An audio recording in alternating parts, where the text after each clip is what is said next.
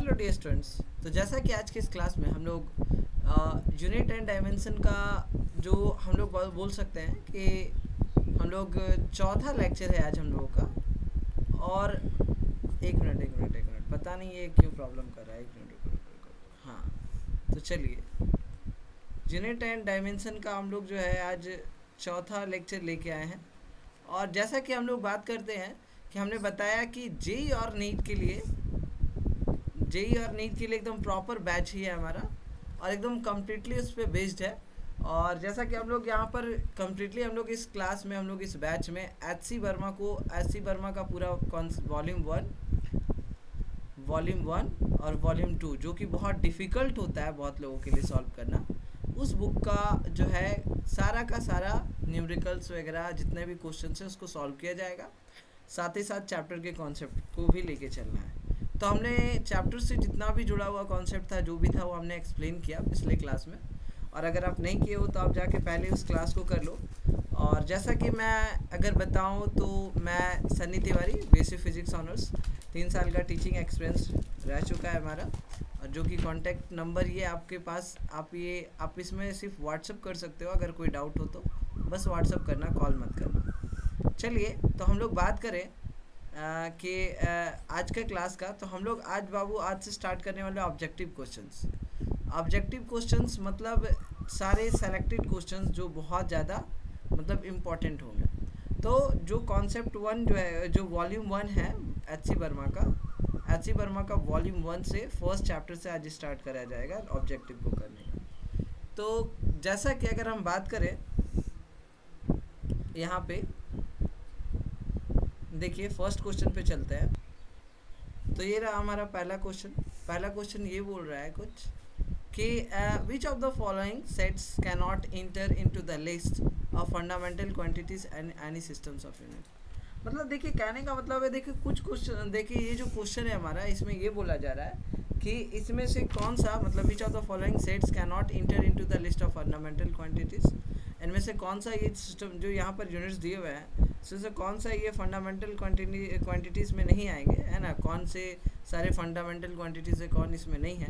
Actually अगर हम बात करें फंडामेंटल क्वांटिटीज़ के बारे में बताए थे, वैसा क्वांटिटीज़ जो दूसरे क्वांटिटीज़ पे डिपेंड नहीं करता है, ये खुद से ही खुद को कंप्लीट करता है। और डायरेक्ट क्वांटिटीज़ का होता है डिपेंड करते हैं। जैसे लेंथ का बात करें, लेंथ मास पे डिपेंड नहीं करता है और ना ही मास टाइम पे, तो ये एक तरफ से फंडामेंटल क्वांटिटी हो गया। और अगर हम बात करें दूसरे ऑप्शन में, ना ही टाइम ये सब चीज़ पे एक दूसरे से ये करता है। बट अगर हम बात करें लेंथ तो टाइम पे नहीं डिपेंड करता है। बट अगर हम बात करें तुम्हारा यहाँ पर टाइम जो है वेलोसिटी पे, और वेलोसिटी या फिर बोलो टाइम पे डिपेंड करता है, और वेलोसिटी लेंथ पे डिपेंड करता है, और वेलोसिटी टाइम पे दोनों पे डिपेंड करता है। तो एक तरफ से वेलोसिटी हो गया डायरेक्ट क्वांटिटी।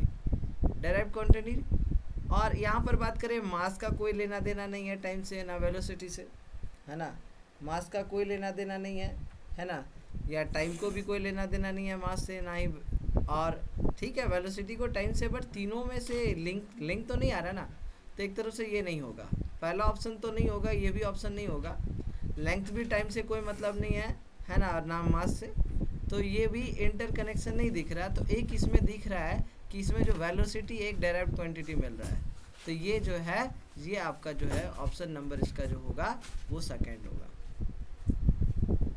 अब अगर हम बात करें हमारे नेक्स्ट क्वेश्चन पे, दैट मीन्स कि हमारा जो नेक्स्ट क्वेश्चन है, चलिए हमारा जैसे ये नेक्स्ट क्वेश्चन है, ये नेक्स्ट क्वेश्चन कुछ इस प्रकार है। जैसे कि क्वेश्चन बोल रहा है which a physical quantity is measured and the result is expressed as nu, where u is the unit and n is the numerical value. If the result is expressed in various units, then देखो अगर हम बात करें किसी भी physical quantity का value को लिखते हैं कैसे, हम लोग इस फॉर्म में लिखते हैं। जैसे किसी भी फिजिकल क्वांटिटी को हम लोग जो है फिजिकल क्वांटिटी को हम लोग लिखते हैं कैसे, न्यूमेरिकल वैल्यू होता है और उसका कुछ यूनिट होता है कि नहीं। कोई भी फिजिकल क्वांटिटी लिख रहे होता है, that means physical quantity is equal to N U, है ना। तो कहने का मतलब क्या है, यहाँ पर बोल रहा है कि अगर यहाँ पे कौन सा प्रॉपर्टी फॉलो करेगा कि N is directly proportional to size of U, N is मतलब डायरेक्टली प्रोपोर्शनल टू यू का स्क्वायर, या फिर N is directly proportional to root under U, या फिर N is inversely proportional to U. चलो check करते हैं। सबसे पहला पॉइंट अगर हम बात करें यहाँ पर, तो किसी भी फिजिकल क्वांटिटी को एक्सप्रेस करते हैं तो अलग अलग यूनिट में करते हैं, तो क्या इक्वेशन सही होगा, ये भी बड़ी बात है। हमने मान लो जैसे मान रखा है 1 मीटर जो होता है वो 100 सेंटीमीटर के बराबर होता है, तो यहाँ पर देखो ये मीटर है, ये मान लो यूनिट 1, और सेंटीमीटर है यहाँ पर यूनिट 2, U1 U2। ये देखो अगर हम बात करें मीटर जो होता है सर वो बड़ा होता है किससे, सेंटीमीटर से। और अगर हम बात करें सर ये न्यूमेरिकल वैल्यू है मतलब N1 और ये है N2, तो यहाँ देखिए N1 जो है वो छोटा दिख रहा है किससे, N2 से।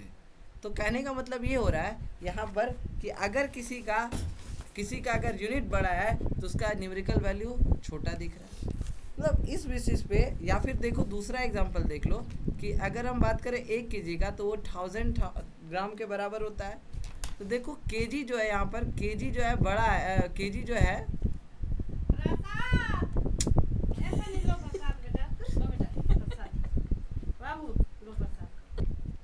तो जैसे कि केजी अगर बात करें तो केजी जो है यहाँ पर अगर हम देखें, यहाँ पर केजी जो है वो मतलब कि बड़ा है ग्राम से, सॉरी एक मिनट, केजी जो है बड़ा है ग्राम से।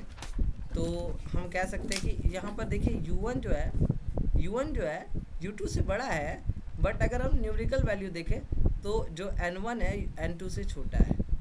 तो यहाँ पर रिलेशन एक निकल के आ रहा है कि N जो है इनवर्सली प्रोपोर्शनल दिख रहा है यहाँ पर किसके, U के।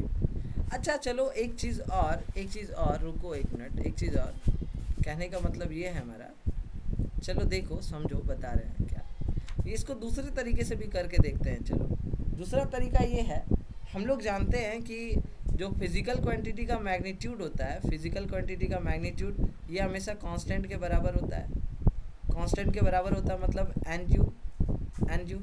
और हमें पता है कि एन यू जो होता है मतलब देखो एन यू जो है इज इक्वल टू कांस्टेंट, थोड़ा सा ये देख सो स्पेलिंग कर देते हैं सही, N U is equal to constant. अब देखो अगर मान लो हमको n निकालना हो, n is equal to constant upon में u, और कांस्टेंट हट जाए तो n is directly proportional inversely proportional to 1 upon में u। तो हमको कहीं ना कहीं यहाँ पर ऑप्शन नंबर जो है, ऑप्शन नंबर हमको डी सही लग रहा है, और डी सही है भी, ऐसा नहीं है, डी सही भी है। चलो अब उसके बाद हम लोग बात करते हैं नेक्स्ट क्वेश्चन पे चलेंगे, आप लोग इसको स्क्रीनशॉट ले सकते हो, और हम लोग बात करेंगे इसके नेक्स्ट क्वेश्चन पे। तो उसके लिए थोड़ा सा इसको इरेज करना पड़ेगा, है ना। चलो थोड़ा सा इसको इरेज कर लेते हैं, उसके बाद हम लोग नेक्स्ट क्वेश्चन पे चलते हैं। चलो नेक्स्ट क्वेश्चन हमारा ये है, चलिए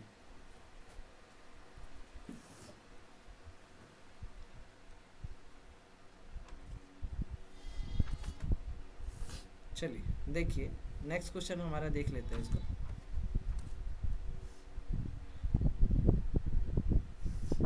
पता नहीं कैसे स्किप हो जा रहा है, फर्स्ट टाइम ना पावर पॉइंट पे काम हो रहा है। चलो नेक्स्ट क्वेश्चन ये बोल रहा है क्या कि सपोज एक क्वांटिटी है x, उसको डायमेंशनली क्या हम रिप्रेजेंट कर सकते हैं इन द टर्म्स ऑफ mLt, और यहाँ पर दे रखा है, देखो यहाँ पर दे रखा है x है, x that is equal to m का पावर a l का पावर b और t का पावर c, l का पावर a l का पावर b t का पावर c बोलेगा, हम बोल तो इसको रिप्रेजेंट कर सकते हैं। अब उसके बाद अगर हम बात करें यहाँ पर क्वेश्चन पे, देखिए यहाँ पर क्या बोल रहा है कि जो फिजिकल क्वांटिटी यहाँ पर दे रखा है दैट मीन्स x, इसका मास को XLT के फॉर्म में रिप्रेजेंट कर सकते हैं क्या, सबसे पहला पॉइंट।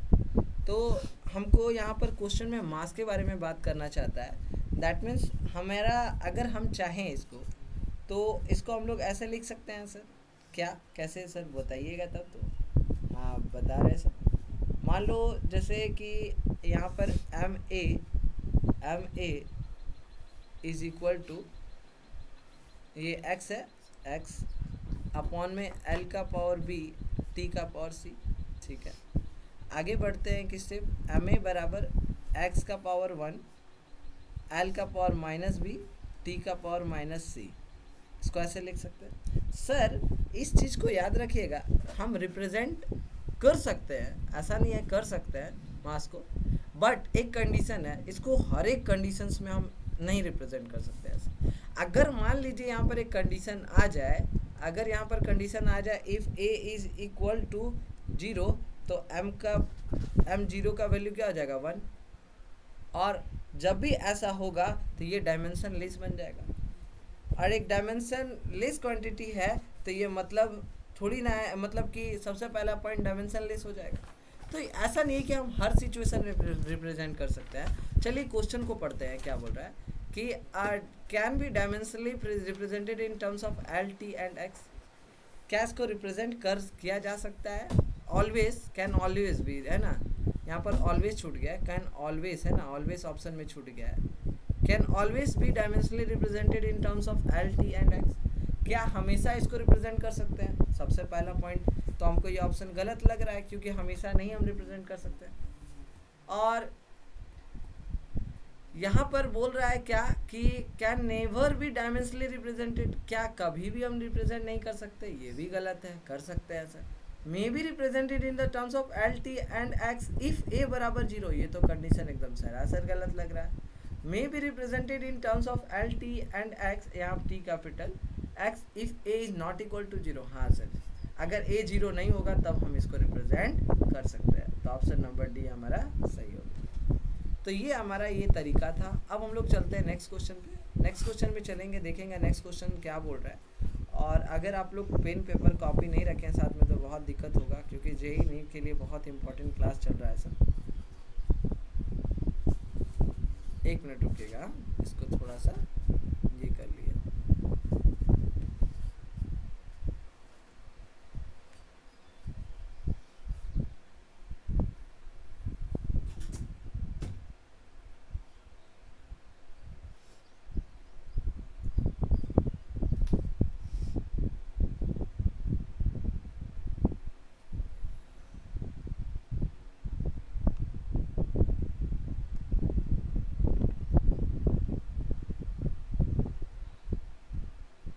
चलो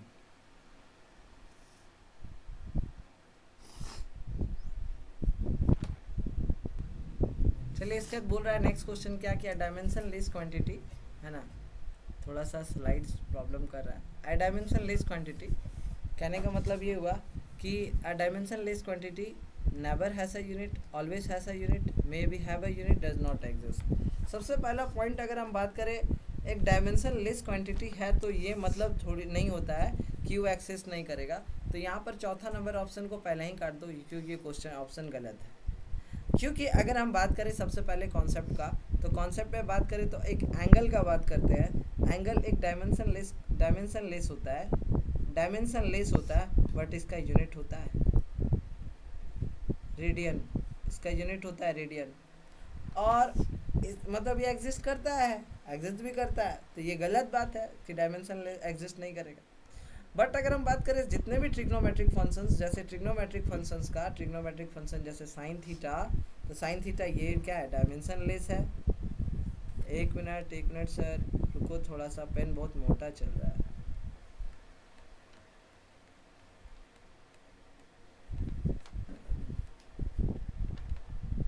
पेन बहुत मोटा चल रहा है, डायमेंशन लेस है। और उसके साथ साथ साइन थीटा, जितने ट्रिग्नोमेट्रिक फंक्शंस है ना, तो सभी डायमेंशन लेस होते हैं। और साथ साथ ये साइन थीटा क्या है, यूनिट लेस भी है, बट एग्जिस्ट तो करता है ना सर, तो ये एग्जिस्ट नहीं करेगा, ये तो गलत बात है। तो क्वेश्चन बोल रहा है क्या कि नेवर ऐसा यूनिट, ये तो हम बोल सकते हैं कि ऐसा थोड़ी है, यूनिट तो है ना, देखो एंगल का यूनिट है रेडियन, तो ये ऑप्शन गलत, ये ऑप्शन गलत। इसको थोड़ा प्रेस कर देते थोड़ा साफ सुथरा। तो ऑप्शन ए तो गलत, डी भी गलत। ऑलवेज हैज़ अ यूनिट, ऐसा भी ऑप्शन नहीं है कि सब साइन थीटा का देखो यूनिट नहीं है। मे हैव अ यूनिट, हाँ यूनिट हो सकता है, तो ये ऑप्शन सही है। तो option number C is the correct answer. चलो अब अगर हम बात करें हमारे नेक्स्ट क्वेश्चन का, है ना, दैट मीन्स क्वेश्चन नंबर 5। तो अब आ गया हमारा 5th नंबर क्वेश्चन। बोल रहा है क्या कि एक unitless quantity never has a non zero dimension. मतलब डायमेंशन, कहने का मतलब है कि जो है डायमेंशन नहीं होगा। और always have a non zero dimension मतलब डायमेंशन होगा। मे have a non zero dimension मतलब डायमेंशन हो सकता है ना। और डैज नॉट एग्जिस्ट, ये तो पहले ही काट दो, एग्जिस्ट तो करेगा सर सबसे पहला। अगर हम बात करें, देखो क्योंकि यूनिटलेस का जब भी बात आ जाता है मतलब हम रेशियो का बात कर रहे हैं सर। किसका बात कर रहे हैं सर? रेशियो का। और the point to be notice is that कि सर ध्यान से सुनना, पॉइंट ये आपको ध्यान में रखना है कि यूनिटलेस का बात हो रहा है मतलब रेशियो का बात हो रहा है। दूसरा फर्स्ट केस अगर ले हम जैसे साइन थीटा का, तो हमने देखा कि ये डायमेंशन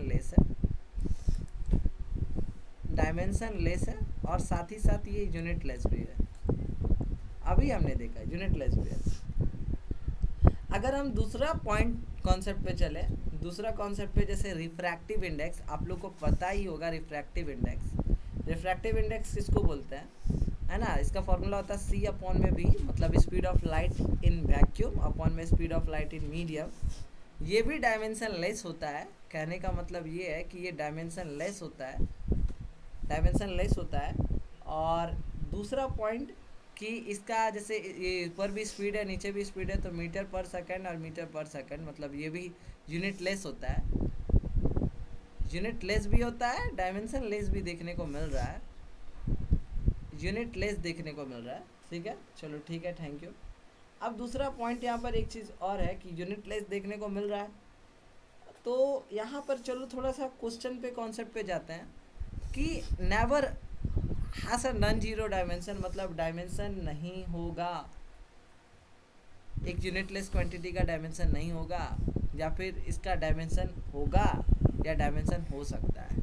तो हमको तो लग रहा है क्या, जहाँ तक कि इसका डायमेंशन यूनिटलेस क्वांटिटी का डायमेंशन नहीं होगा। देखो सबका डायमेंशन लेस ही देख रहा है, तो इसीलिए यहाँ पर अगर कोई ऑप्शन करेक्ट है तो वो ऑप्शन करेक्ट है first number, never has a non zero dimension, मतलब डायमेंशन नहीं होगा यूनिटलेस क्वांटिटी।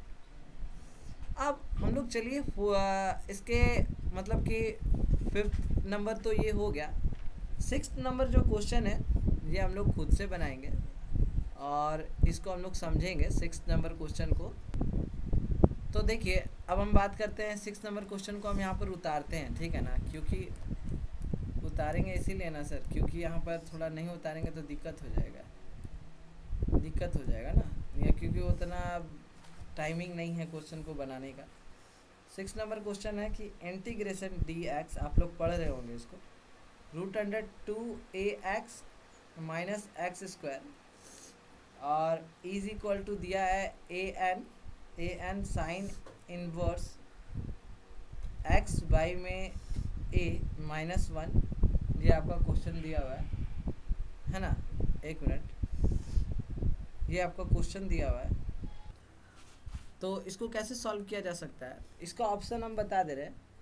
n का वैल्यू हमको फाइंड आउट करना है, जो ऑप्शन नंबर 1 में दिया हुआ है 0, बी नंबर में दिया हुआ है -1, और जो उस्ताद है इंटीग्रेशन में कमेंट बॉक्स में आंसर ज़रूर मारिएगा। और सी नंबर में है इसका आंसर 1, और डी नंबर में इसका आंसर दिया हुआ है नन ऑफ दिस। चलिए फाइंड आउट करते हैं। तो ये क्वेश्चन है, जैसे कि हमारा क्वेश्चन में दिया हुआ है डी एक्स अपॉन में √2ax माइनस एक्स स्क्वायर। तो एक काम करते हैं, इसको थोड़ा सा फॉर्मूला में बनाने के लिए हम लोग इसको ए स्क्वायर से प्लस कर माइनस करते हैं, ए स्क्वायर से घटाते, और मतलब एक दूसरे को मतलब ए स्क्वायर को लेते हैं, मतलब ए स्क्वायर को आपस में ऐड करेंगे और सब्ट्रैक्ट करेंगे। देखो इससे सब्ट्रैक्ट होगा और आपस में ही ऐड होगा, बात तो वही होगा, कट के ख़त्म हो जाएगा, है ना, बात वही आ जाता है यहाँ पर। तो अगर ये ऐसा कर दें तो कहने का मतलब क्या है कि यहाँ पर देखो ये बन जाएगा डी एक्स अपॉन में √2ax। अगर एक मिनट, एक स्टेप यहाँ पर आगे बढ़ जाता है, जब कर ही दिया तो इसको फार्मूला के टर्म पे एक्सप्रेस ही कर देते हैं। ये ए स्क्वायर को हम बाहर ले लेते हैं, एक को पॉजिटिव वाले को, ए स्क्वायर माइनस देखो यहाँ पर ये रूट अंडर में ही है सब, ठीक है। ए स्क्वायर माइनस यहाँ पर ले लेते हैं a square plus x square minus 2ax। अब देखो ये पूरा एक फार्मूला बन जाएगा। बोलोगे कैसा फार्मूला सर? देखो यहाँ पर dx अपॉन में रूट अंडर ये हो जाएगा फार्मूला ए स्क्वायर माइनस ए माइनस बी का होल स्क्वायर के फार्मूला में टूट जाएगा। इसको हम लोग ए माइनस एक्स का भी होल स्क्वायर लिख सकते हैं। हम इसको फार्मूला में लाना है, इसलिए हम एक्स माइनस ए के होल स्क्वायर के फॉर्म में लिखेंगे इसको।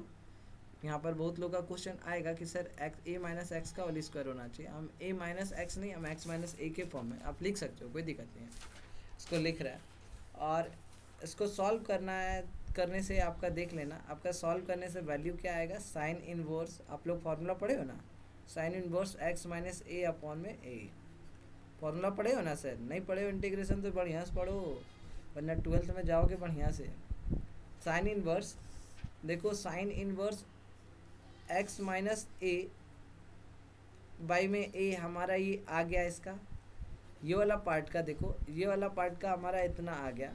अब ये जो लिखा हुआ है इसको यहाँ पर लिखते हैं, is equal to A N sine inverse x by में ए माइनस 1। तो एक चीज़ देखो यहाँ पर ट्रिक्स, ये जो पार्ट है और रुको एक मिनट, ये जो पार्ट है और ये जो पार्ट है ये कट हो जाएगा। तो आपका सिर्फ यहाँ पर देखिए आ रहा है वैल्यू ए एन बराबर 1। और याद रखिएगा ये तभी पॉसिबल होता है ए एन बराबर 1 जब एन का वैल्यू क्या हो, 0 हो। दैट मीन्स अगर n का वैल्यू 0 ले लें तो मतलब a का 0 बराबर 1। तो वही मतलब कि सीधा सीधी वही n का वैल्यू कितना आ जा रहा है, n का वैल्यू आ जा रहा है ये 1 जो है वैल्यू तभी पॉसिबल है जब n का वैल्यू कितना हो, 0 हो। तो मतलब n का वैल्यू कितना होना चाहिए, 0। मतलब ऑप्शन नंबर ए जो होगा वो करेक्ट ऑप्शन होगा, ठीक है। तो आज की इस क्लास में हम लोग इतना ही रखते हैं। और अगर आप हमारे इस चैनल पे न्यू है तो चैनल को सब्सक्राइब जरूर करें। मिलते हैं हम लोग नेक्स्ट लेक्चर में। जो एच सी वर्मा का जितना ऑब्जेक्टिव क्वेश्चन है सारे को हम लोग कंप्लीट करेंगे। शॉर्ट आंसर टाइप को भी करेंगे, शॉर्ट आंसर टाइप का भी वीडियो लाएंगे। चलिए, तो आज की इस वीडियो में हमसे जुड़ने के लिए आप सभी का बहुत बहुत धन्यवाद।